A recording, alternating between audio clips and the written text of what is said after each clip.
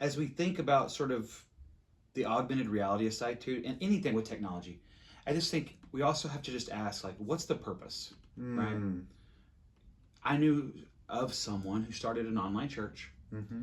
and some of the reasons, of their purpose was because it's cheap, and there's no overhead, and those are not good purposes to start a church. Are you trying to reach people with the gospel? Mm. And how do you take communion? How do you do these different? So, what's the purpose of that? What's the Mm-hmm. purpose of the augmented reality worship? What's the purpose? You need to consider that. Yeah, you have to ask some hard questions. I remember I was in a men's Bible study, Yeah. and we were studying this book. It's one of my favorite books still. It's uh, Master Plan Evangelism, Yeah.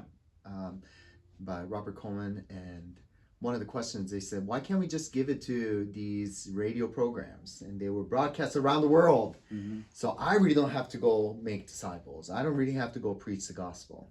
Mm. Really? Well, let's go a little deeper again with the augmented reality or AIs and so forth. Like, why do we do what we do? It's a great commission. It says, therefore, go make disciples. Is that somebody else's job or the radio program, or is it our task and our job to do?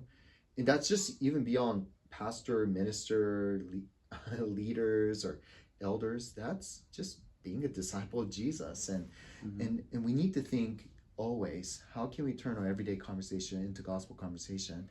And it's really hard to do that via social media. I'm not saying it can't happen, but again, I believe God intended this just in Mm-hmm. person in reality. And just like you're listening to our podcast right here and being made available. But why do we do what we do? The purpose. Yeah, I think you're right on that. Yeah. And we also just need to be careful that the technology doesn't become an idol in itself, Hmm. and it can, and you and I experienced this quite a bit. We've told the story of how you and I met, how you and I were part of a worship cohort, and I've noticed, especially with like these worship guys, we get together and all they want to talk about is the next pedal, the next, the next technology. And you and I were like, can we like talk about some Bible, some scripture? And I know we were moved by that. I think we clicked because of that. Um, we can't let technology become an idol to us, Hmm. right? You can't look at your iPad so closely that you lose sight of Jesus. Um, so keep that in your back pocket Yeah. anyway.